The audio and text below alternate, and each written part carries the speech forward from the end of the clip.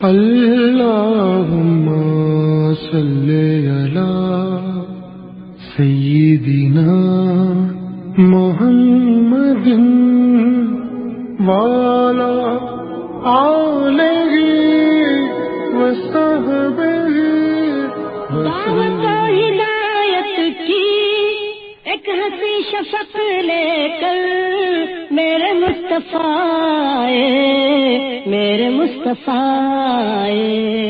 کفر کے اندھیروں میں نور کا طبق لے کر میرے مصطفیٰ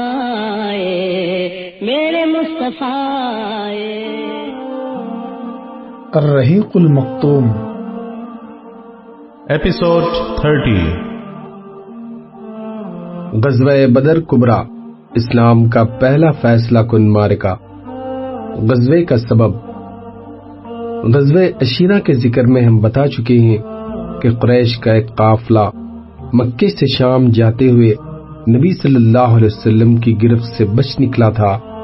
یہی قافلہ جب شام سے پلٹ کر مکہ واپس آنے والا تھا تو نبی صلی اللہ علیہ وسلم نے طلحہ بن عبید اللہ اور سعید بن زید کو اس کے حالات کا پتہ لگانے کے لیے شمال کی جانب روانہ فرمایا۔ یہ دونوں صحابی مقام حورہ تک تشریف لے گئے اور وہیں ٹھہرے رہے۔ جب ابو سفیان قافلہ لے کر وہاں سے گزرا تو یہ نہایت تیز رفتاری سے مدینہ پلٹے اور رسول اللہ صلی اللہ علیہ وسلم کو اس کی اطلاع دی۔ اس قافلے میں اہل مکہ کی بڑی دولت تھی، یعنی 1000 اونٹ تھے جن پر کم از کم 50,000 دینار، 262 کلو سونے کی مالیت کا ساز و سامان بار کیا ہوا تھا۔ درا حال یہ کہ اس کی حفاظت کے لیے صرف 40 آدمی تھے۔ اہل مدینہ کے لیے یہ بڑا زرین موقع تھا، جبکہ اہل مکہ کے لیے اس مال فراواں سے محرومی بڑی زبردست فوجی، سیاسی اور اقتصادی مار کی حیثیت رکھتی تھی۔ اس لیے رسول اللہ صلی اللہ علیہ وسلم نے مسلمانوں کے اندر اعلان فرمایا کہ یہ قریش کا قافلہ مال و دولت لیے چلا آ رہا ہے، اس کے لیے نکل پڑو، ہو سکتا ہے اللہ تعالیٰ اسے بطور غنیمت تمہارے حوالے کر دے۔ لیکن آپ صلی اللہ علیہ وسلم نے کسی پر روانگی ضروری نہیں قرار دی، بلکہ اسے محض لوگوں کی رغبت پر چھوڑ دیا، کیونکہ اس اعلان کے وقت یہ توقع نہیں تھی کہ قافلے کے بجائے لشکر قریش کے ساتھ میدان بدر میں ایک نہایت پرزور ٹکر ہو جائے گی، اور یہی وجہ ہے کہ بہت سے صحابہ کرام مدینے ہی میں رہ گئے۔ ان کا خیال تھا کہ رسول اللہ صلی اللہ علیہ وسلم کا یہ سفر آپ کی گزشتہ عام فوجی مہمات سے مختلف نہ ہوگا، اور اسی لیے اس غزوے میں شریک نہ ہونے والوں سے کوئی باز پرس نہیں کی گئی۔ اسلامی لشکر کی تعداد اور کمان کی تقسیم۔ رسول اللہ صلی اللہ علیہ وسلم روانگی کے لیے تیار ہوئے تو آپ کے ہمراہ کچھ اوپر 300 افراد تھے۔ 313 یا 314 یا 317 جن میں سے 82 یا 83 یا 86 مہاجر تھے اور بقیہ انصار۔ پھر انصار میں سے 61 اوس سے تھے اور 170 قبیلے خزرج سے۔ اس لشکر نے غزوے کا نہ کوئی خاص اہتمام کیا تھا نہ مکمل تیاری، چنانچہ پورے لشکر میں صرف 2 گھوڑے تھے، ایک حضرت زبیر بن عوام کا اور دوسرا حضرت مقداد بن اسود کندی کا، اور 70 اونٹ جن میں سے ہر اونٹ پر 2 یا 3 آدمی باری باری سوار ہوتے تھے۔ ایک اونٹ رسول اللہ صلی اللہ علیہ وسلم، حضرت علی اور حضرت مرزد بن ابی مرزد غنوی کے حصے میں آیا، جن پر تینوں حضرات باری باری سوار ہوتے۔ مدینے کا انتظام اور نماز کی امامت پہل حضرت ابن ام مکتوم کو سونپی گئی، لیکن جب نبی صلی اللہ علیہ وسلم مقام روحہ تک پہنچے تو آپ صلی اللہ علیہ وسلم نے حضرت ابو لبابہ بن عبد المنذر کو مدینے کا منتظم بنا کر واپس بھیج دیا۔ لشکر کی تنظیم اس طرح کی گئی کہ ایک جیش مہاجرین کا بنایا گیا اور ایک انصار کا۔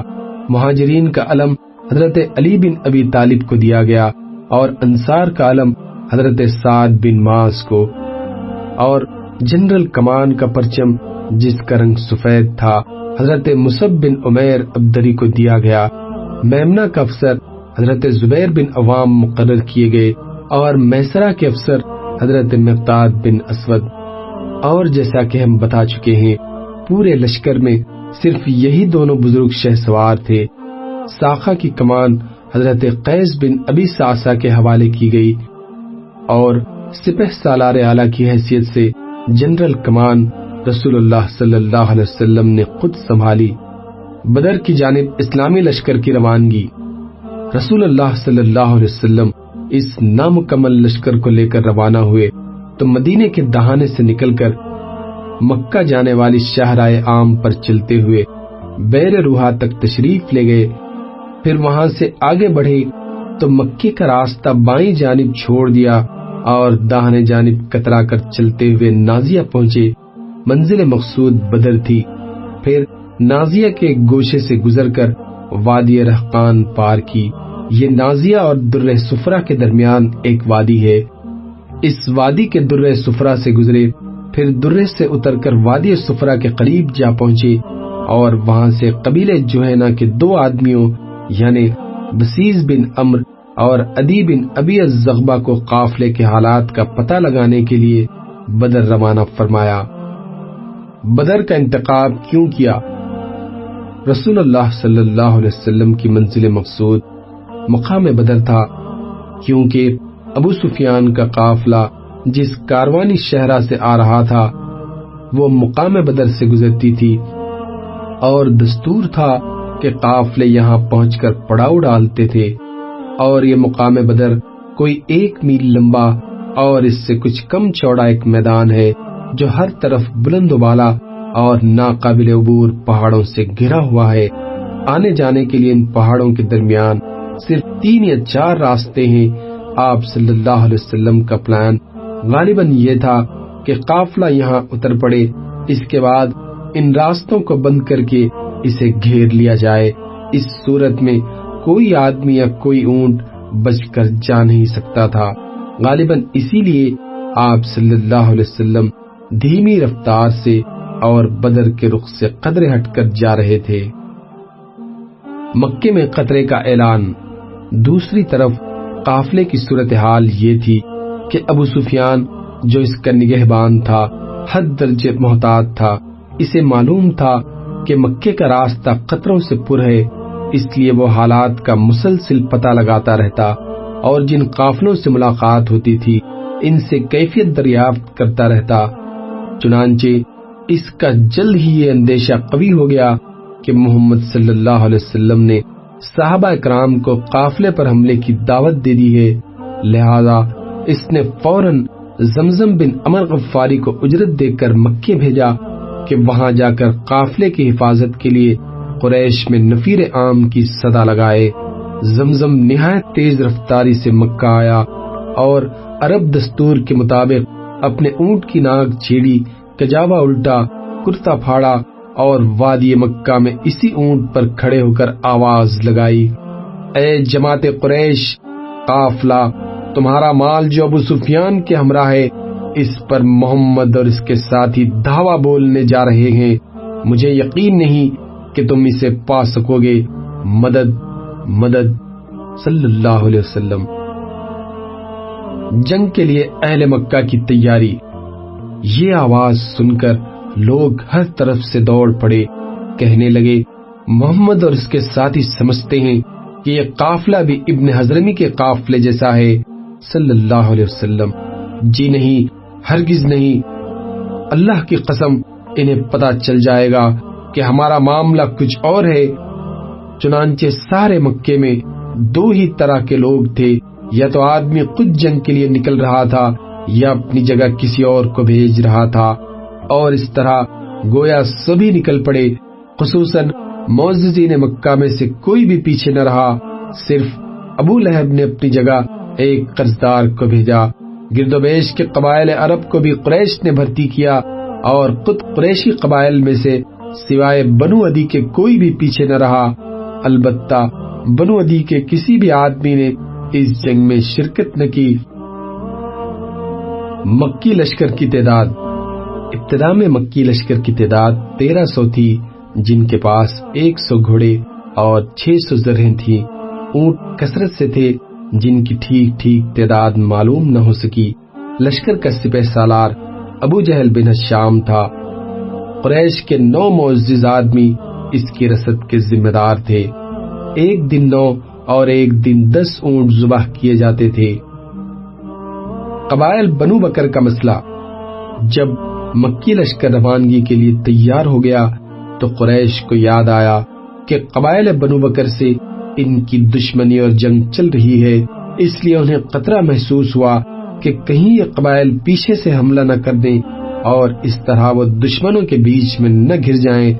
قریب تھا کہ یہ خیال قریش کو ان کے ارادے جنگ سے روک دے، لیکن عین اسی وقت ابلیس لعین بنو کنانہ کے سردار سراقہ بن مالک بن جاشم مدلجی کی شکل میں نمودار ہوا اور بولا، میں بھی تمہارا رفیق کار ہوں اور اس بات کی ضمانت دیتا ہوں کہ بنو کنانہ تمہارے پیچھے کوئی ناگوار کام نہ کریں گے۔ جیش مکہ کی روانگی۔ اس ضمانت کے بعد اہل مکہ اپنے گھروں سے نکل پڑے اور جیسا کہ اللہ کا ارشاد ہے، اتراتے ہوئے، لوگوں کو اپنی شان دکھاتے ہوئے اور اللہ کی راہ سے روکتے ہوئے مدینے کی جانب روانہ ہوئے۔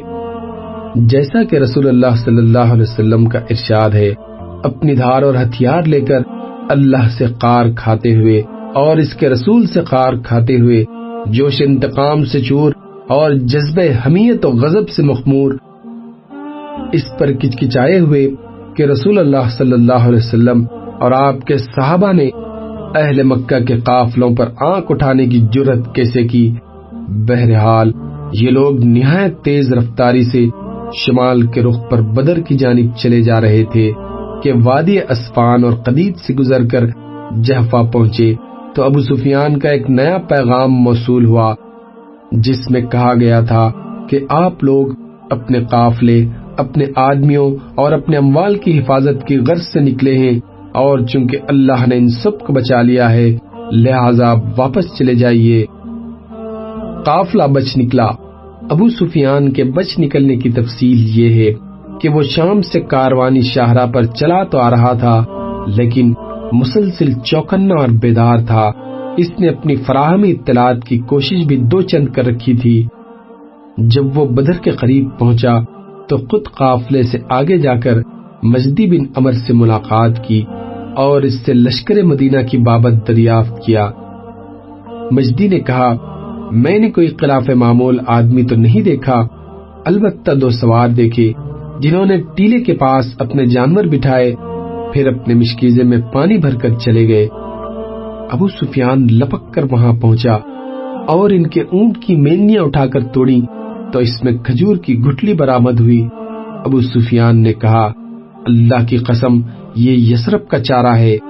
اس کے بعد وہ تیزی سے قافلے کی طرف پلٹا اور اسے مغرب کی طرف موڑ کر اس کا رخ ساحل کی طرف کر دیا اور بدر سے گزرنے والی کاروانی شاہراہ کو بائیں ہاتھ چھوڑ دیا۔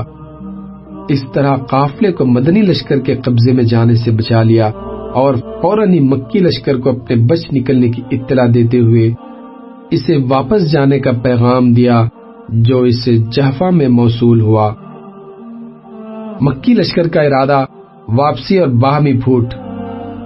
یہ پیغام سن کر مکی لشکر نے چاہا کہ واپس چلا جائے، لیکن قریش کا طاغوت اکبر ابو جہل کھڑا ہو گیا اور نہایت کبر و غرور سے بولا، اللہ کی قسم ہم واپس نہ ہوں گے یہاں تک کہ بدر جا کر وہاں 3 روز قیام کریں گے اور اس دوران اونٹ ذبح کریں گے، لوگوں کو کھانا کھلائیں گے اور شراب پلائیں گے، لونڈیاں ہمارے لیے گانے گائیں گی اور سارا عرب ہمارا اور ہمارے سفر اجتماع کا حال سنے گا، اور اس طرح ہمیشہ کے لیے ان پر ہماری دھاگ بیٹھ جائے گی۔ لیکن اخنس بن شریق نے یہی مشورہ دیا کہ واپس چلے چلو، مگر لوگوں نے اس کی بات نہ مانی، اس لیے وہ بنو زہرہ کے لوگوں کو ساتھ لے کر واپس ہو گیا، کیونکہ وہ بنو زہرہ کے حلیف اور اس لشکر میں ان کا سردار تھا۔ بنو زہرہ کی کل تعداد کوئی 300 تھی۔ ان کا کوئی بھی آدمی جنگ بدر میں حاضر نہ ہوا۔ بعد میں بنو زہرہ اخنس بن شریح کی رائے پر حد درجے شاداں و فرحاں تھے اور ان کے اندر اس کی تعظیم و اطاعت ہمیشہ باقی رہی۔ بنو زہرہ کے علاوہ بنو ہاشم نے بھی چاہا کہ واپس چلے جائیں، لیکن ابو جہل نے بڑی سختی کی اور کہا کہ جب تک ہم واپس نہ ہوں یہ گروہ ہم سے الگ نہ ہونے پائے۔ غرض لشکر نے اپنا سفر جاری رکھا۔ بنو زہرہ کی واپسی کے بعد اب اس کی تعداد 1000 رہ گئی تھی اور اس کا رخ بدر کی جانب تھا۔ بدر کے قریب پہنچ کر اس نے ایک ٹیلے کے پیچھے پڑاؤ ڈالا۔ یہ ٹیلا وادی کے حدود پر جنوبی دہانے کے پاس واقع ہے۔ اسلامی لشکر کے لیے حالات کی نزاکت۔ ادھر مدینے کی ذرائع اطلاعات نے رسول اللہ صلی اللہ علیہ وسلم کو، جبکہ ابھی آپ راستے ہی میں تھے اور وادی زفران سے گزر رہے تھے، قافلے اور لشکر دونوں کے متعلق اطلاعات فراہم کی۔ آپ صلی اللہ علیہ وسلم نے ان اطلاعات کا گہرائی سے جائزہ لینے کے بعد یقین کر لیا کہ اب ایک خونریز ٹکراؤ کا وقت آ گیا ہے اور ایک ایسا اقدام ناگزیر ہے جو شجاعت و بصالت اور جرأت و جسارت پر مبنی ہو، کیونکہ یہ بات قطعی تھی کہ اگر مکی لشکر کو اس علاقے میں یوں ہی دندناتا ہوا پھرنے دیا جاتا تو اس سے قریش کی فوجی ساکھ کو بڑی قوت پہنچ جاتی اور ان کی سیاسی بالادستی کا دائرہ دور تک پھیل جاتا، مسلمانوں کی آواز دب کر کمزور ہو جاتی اور اس کے بعد اسلامی دعوت کو ایک بے روح ڈھانچہ سمجھ کر اس علاقے کا ہر کس و ناکس جو اپنے سینے میں اسلام کے خلاف کینہ و عداوت رکھتا تھا شر پر آمادہ ہو جاتا۔ پھر ان سب باتوں کے علاوہ آخر اس کی کیا ضمانت تھی کہ مکی لشکر مدینے کی جانب پیش قدمی نہیں کرے گا اور اس معرکے کو مدینے کی 4 دیواری تک منتقل کر کے مسلمانوں کو ان کے گھروں میں گھس کر تباہ کرنے کی جرأت اور کوشش نہیں کرے گا۔ جی ہاں، اگر مدنی لشکر کی جانب سے ذرا بھی گریز کیا جاتا تو یہ سب کچھ ممکن تھا، اور اگر ایسا نہ بھی ہوتا تو مسلمانوں کی ہیبت و شہرت پر تو بہرحال اس کا نہایت برا اثر پڑتا۔ مجلس شورا کا اجتماع۔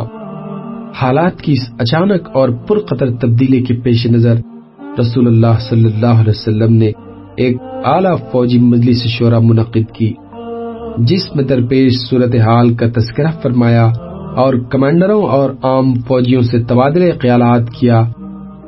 اس موقع پر ایک گروہ خونریز ٹکراؤ کا نام سن کر کانپ اٹھا اور اس کا دل لرزنے اور دھڑکنے لگا۔ اسی گروہ کے متعلق اللہ تعالیٰ کا ارشاد ہے، کما اخرجک ربک من بیتک بالحق وان فریقا من المؤمنین لکارہون یجادلونک فی الحق بعدما تبین کأنما یساقون الی الموت وهم ینظرون۔ جیسا کہ تجھے تیرے رب نے تیرے گھر سے حق کے ساتھ نکالا اور مومنین کا ایک گروہ ناگوار سمجھ رہا تھا، وہ تجھ سے حق کے بارے میں اس کے واضح ہو چکنے کے بعد جھگڑ رہے تھے، گویا وہ آنکھوں دیکھتے موت کی طرف ہانکے جا رہے ہیں۔ لیکن جہاں تک قائدین لشکر کا تعلق ہے تو حضرت ابو بکر اٹھے اور نہایت اچھی بات کہی، پھر عمر بن خطاب اٹھے اور انہوں نے بھی نہایت عمدہ بات کہی، پھر حضرت مقداد بن عمرو اٹھے اور عرض پرداز ہوئے، اے اللہ کے رسول، اللہ نے آپ کو جو راہ دکھلائی ہے اس پر رواں دواں رہیے، ہم آپ کے ساتھ ہیں۔ اللہ کی قسم ہم آپ سے وہ بات نہیں کہیں گے جو بنو اسرائیل نے موسیٰ علیہ السلام سے کہی تھی، فَاذْهَبْ أَنْتَ وَرَبُّكَ فَقَاتِلَا إِنَّا هَاهُنَا قَاعِدُونَ، تم اور تمہارا رب جاؤ اور لڑو، ہم یہیں بیٹھے ہیں۔ بلکہ ہم کہیں گے آپ اور آپ کے پروردگار چلیں اور لڑیں، اور ہم بھی آپ کے ساتھ ساتھ لڑیں گے۔ اس ذات کی قسم جس نے آپ کو حق کے ساتھ مبعوث فرمایا ہے، اگر آپ ہم کو برق غمات تک لے چلے تو ہم راستے والوں سے لڑتے بھڑتے آپ کے ساتھ وہاں بھی چلیں گے۔ رسول اللہ صلی اللہ علیہ وسلم نے ان کے حق میں کلمہ خیر ارشاد فرمایا اور دعا دی۔ یہ تینوں کمانڈر مہاجرین میں سے تھے جن کی تعداد لشکر میں کم تھی۔ رسول اللہ صلی اللہ علیہ وسلم کی خواہش تھی کہ انصار کی رائے معلوم کرے، کیونکہ وہی لشکر میں اکثریت رکھتے تھے اور معرکے کا اصل بوجھ انہی کے شانوں پر پڑنے والا تھا۔ درا حال یہ کہ بیعت عقبہ کی روح سے ان پر لازم نہ تھا کہ مدینے سے باہر نکل کر جنگ کریں، اس لیے آپ صلی اللہ علیہ وسلم نے مذکورہ تینوں حضرات کی باتیں سننے کے بعد پھر فرمایا، لوگو مجھے مشورہ دو۔ مقصود انصار تھے اور یہ بات انصار کے کمانڈر اور علمبردار حضرت سعد بن معاذ نے بھانپ لی۔ چنانچہ انہوں نے عرض کیا کہ واللہ ایسا معلوم ہوتا ہے کہ اے اللہ کے رسول، آپ کا روئے سکن ہماری طرف ہے۔ آپ صلی اللہ علیہ وسلم نے فرمایا، ہاں۔ انہوں نے کہا، ہم تو آپ پر ایمان لائے ہیں، آپ کی تصدیق کی ہے اور یہ گواہی دی ہے کہ آپ جو کچھ لے کر آئے ہیں سب حق ہے، اور اس پر ہم نے آپ کو اپنی سماع و اطاعت کا عہد و میثاق دیا ہے، لہذا اے اللہ کے رسول، آپ کا جو ارادہ ہے اس کے لیے پیش قدمی فرمائیے۔ اس ذات کی قسم جس نے آپ کو حق کے ساتھ مبعوث فرمایا ہے، اگر آپ ہمیں ساتھ لے کر اس سمندر میں کودنا چاہیں تو ہم اس میں بھی آپ کے ساتھ کود پڑیں گے، ہمارا ایک آدمی بھی پیچھے نہ رہے گا۔ ہمیں قطعاً کوئی ہچکچاہٹ نہیں کہ کل آپ ہمارے دشمن سے ٹکرا جائیں۔ ہم جنگ میں پامرد اور لڑنے میں جواں مرد ہیں، اور ممکن ہے اللہ آپ کو ہمارا وہ جوہر دکھلائے جس سے آپ کی آنکھیں ٹھنڈی ہو جائیں، پس آپ ہمیں ہمراہ لے کر چلیں، اللہ برکت دے۔ ایک روایت میں یوں ہے کہ حضرت سعد بن معاذ نے رسول اللہ صلی اللہ علیہ وسلم سے عرض کیا کہ غالباً آپ کو اندیشہ ہے کہ انصار اپنا فرض سمجھتے ہیں کہ وہ آپ کی مدد محض اپنے دیار میں کریں، اس لیے میں انصار کی طرف سے بول رہا ہوں اور ان کی طرف سے جواب دے رہا ہوں۔ عرض ہے کہ آپ جہاں چاہیں تشریف لے چلیں، جس سے چاہیں تعلق استوار کریں اور جس سے چاہیں تعلق کاٹ لیں، ہمارے مال میں سے جو چاہیں لے لیں اور جو چاہیں دے دیں، اور جو آپ لے لیں گے وہ ہمارے نزدیک اس سے زیادہ پسندیدہ ہوگا جسے آپ چھوڑ دیں گے، اور اس معاملے میں آپ کا جو بھی فیصلہ ہوگا ہمارا فیصلہ بہرحال اسی کا تابع ہوگا۔ اللہ کی قسم، اگر آپ پیش قدمی کرتے ہوئے بر کے غمات تک جائیں تو ہم بھی آپ کے ساتھ ساتھ چلیں گے، اور اگر آپ ہمیں لے کر سمندر میں کودنا چاہیں تو ہم اس میں بھی کود جائیں گے۔ حضرت سعد کی یہ بات سن کر رسول اللہ صلی اللہ علیہ وسلم پر خوشی کی لہر دوڑ گئی، آپ پر نشاط طاری ہو گئی۔ آپ نے فرمایا، چلو اور خوشی خوشی چلو، اللہ نے مجھ سے 2 گروہوں میں سے ایک کا وعدہ فرمایا ہے۔ واللہ اس وقت گویا میں قوم کی قتل گاہیں دیکھ رہا ہوں۔